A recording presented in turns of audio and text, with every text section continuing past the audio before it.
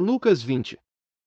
Certo dia, quando Jesus estava ensinando o povo no templo e pregando as boas novas, chegaram-se a ele os chefes dos sacerdotes, juntamente com os mestres da lei e os líderes religiosos. E lhe perguntaram: com que autoridade estás fazendo estas coisas? Quem te deu esta autoridade? Ele respondeu: eu também lhes farei uma pergunta, digam-me. O batismo de João era do céu, ou dos homens? Eles discutiam entre si, dizendo: se dissermos, do céu, ele perguntará: então por que vocês não creram nele?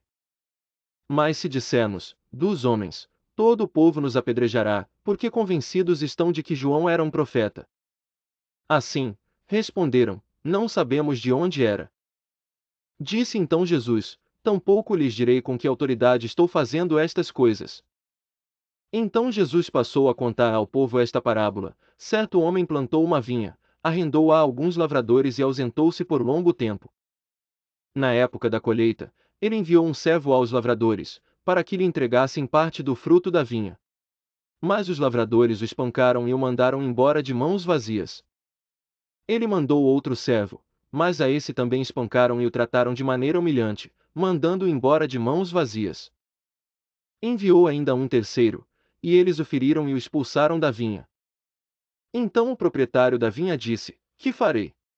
Mandarei meu filho amado, quem sabe o respeitarão. Mas quando os lavradores o viram, combinaram entre si dizendo: este é o herdeiro. Vamos matá-lo, e a herança será nossa. Assim, lançaram-no fora da vinha e o mataram. O que lhes fará então o dono da vinha? Virá, matará aqueles lavradores e dará a vinha a outros. Quando o povo ouviu isso, disse: que isso nunca aconteça. Jesus olhou fixamente para eles e perguntou: então, qual é o significado do que está escrito? A pedra que os construtores rejeitaram tornou-se a pedra angular. Todo o que cair sobre esta pedra será despedaçado, e aquele sobre quem ela cair será reduzido a pó. Os mestres da lei e os chefes dos sacerdotes procuravam uma forma de prendê-lo imediatamente, pois perceberam que era contra eles que ele havia contado essa parábola. Todavia tinham medo do povo. Pondo-se a vigiá-lo, eles mandaram espiões, que se fingiam justos, para apanhar Jesus em alguma coisa que ele dissesse, de forma que o pudessem entregar ao poder e à autoridade do governador.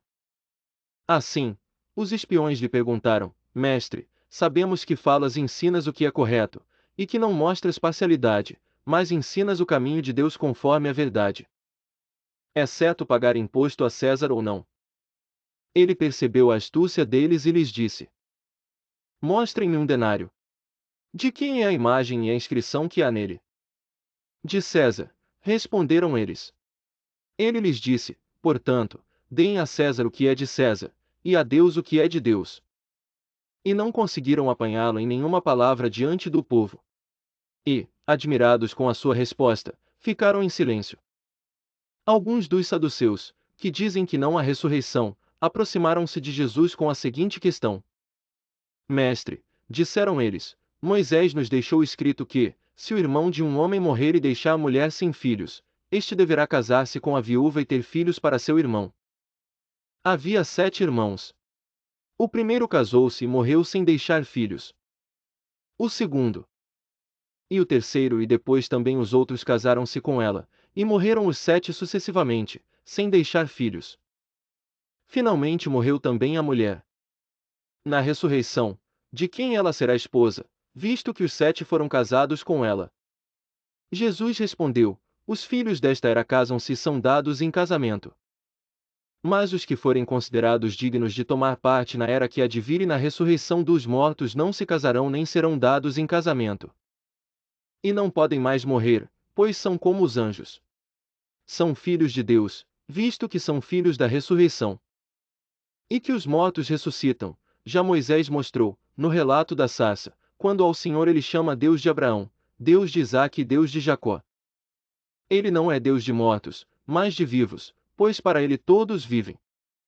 Alguns dos mestres da lei disseram: respondeste bem, mestre. E ninguém mais ousava fazer-lhe perguntas.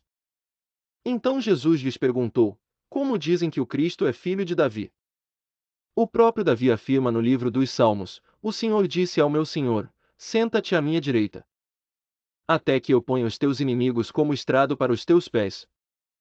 Portanto, Davi o chama Senhor. Então, como é que ele pode ser seu filho?